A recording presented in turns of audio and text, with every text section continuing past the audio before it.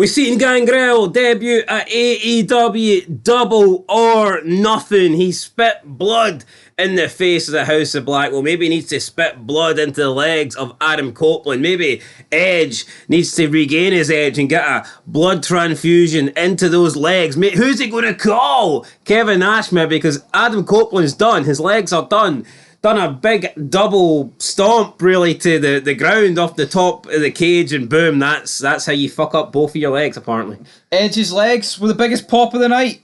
And you know what, there was a few decent pops out there. Boom, shakalaka. As soon as this happened, we went, oh, that doesn't look good. Now, fair play to Edge. He continued the match, and he got up, and he walked, and he ran, and he wrestled, and he looked all right, but then when you seen him walking to the back with Gangrel, I mean, Gangrel looked like the one that was normal and Edge looked like the one that was fucking humped. So that kind of made you believe that there could be an issue here with Edge. He was struggling. And it turns out there is an issue here because he made a statement regarding his condition and he said the following, quote, "I guess the house always does win because I gained 2 new friends. I don't really like them.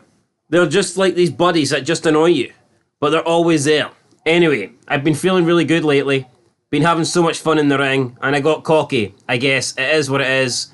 It really boils down to, and I'm probably a narcissist, but I'm an egomaniac, and I'll unpack that one day. My brain forgets what my body always seems to remember a little late, is that I'm 50, and I need to make better choices. So my body pulled the emergency brake on me the other night, and I ended up fracturing my tibia, which is going to require surgery.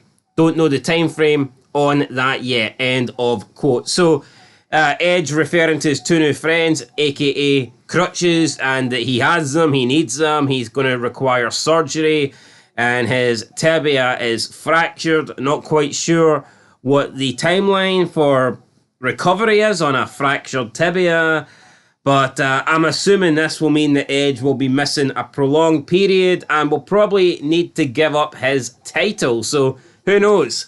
Maybe the house should have won at Double or Nothing. The House of Black should have won, but here the house always wins, damn it, because the crutches are back. But you know what? I think he's lucky. I actually think 4 to 6 months, which is, by the way, that's a tibia fracture for anyone that didn't know. But I think he's lucky he's actually able to walk. We've seen with Sid Vicious, right? He landed on one leg, fair enough. But his legs could have literally shot through his arse. And I'm not even exaggerating. It's not even the fact he's 50, right? Obviously, age does play a factor. Plus, he's a tall guy. He's a big guy. And it's the way he landed as well. You know, he's not this... Edge is no longer this, like, agile guy that can pull a maneuver off like this. Someone like a Ricochet could probably do this, no bother. Yeah. He could probably land and he'd be all right. But also, it's like Edge, it's almost like he landed and he wasn't landing as if he was preparing for a jump. He landed like he was preparing for an elbow. And I don't think he intended to go feet first. I think he just kind of changed mid. I mean, he says his body pulled the emergency brake. Maybe the emergency brake was going from a splash to a break the knees maneuver. I don't know. But overall, we've seen Randy Savage do it back in '97 at Starrcade, I believe. Or the Halloween Havoc. I'm not too sure, but he did it against Piper and Hogan, and he was never the same after that. Edge might not be never the same. Sucks, but yeah, there you go. It's better than, you know, it's better than paralysis, which it could have been. I mean, he's a history of a bad neck, and you know, Edge, Christian, Jericho, people like that, people who are older, Billy Gunn. I'm not saying they do these sort of maneuvers, but they don't need to. Yeah, if Darby Allin wants to do this, then go ahead. But not Edge. He shouldn't have done this. I know, but everything Darby Allin does, at the end of the day, it's still a flat back bump. As crazy as that glass spot was, you know, it's a flat back bump.